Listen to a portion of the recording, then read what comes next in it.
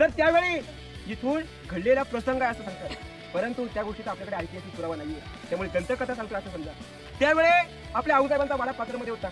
राजाने आता राजे काय करायचे, रोज आऊसाहेबांची दर्शनाला जायचे. दर्शन घेतल्याशिवाय पुढच्या कामाला सुरुवात करत नव्हती. पण आता रोज जायचं यायचं म्हटलं तर ते शक्य होत नव्हतं. म्हणून राजे त्या टकमोटोकावर जायच्या पूर्वी त्या टकमोटोकावर एक घंटा होती. ती घंटा वाजवली की त्या घंटेचा आवाज पात्रच्या वाड्यात जायचा आणि आवाज वाड्यात गेला की आऊसाहेब वाड्यातून बाहेर यायचे, राजे तिथून दर्शन घ्यायचे टकमोटोकावर. पण एक दिवस असा आला, आपले राजे दर्शनाला गेले आणि दर्शन घेत असताना राजांच्या डोक्यावर छत्र धरत असणारी व्यक्ती निजाम होती. निजाम काही नाही, निजाम नावाची व्यक्ती होती.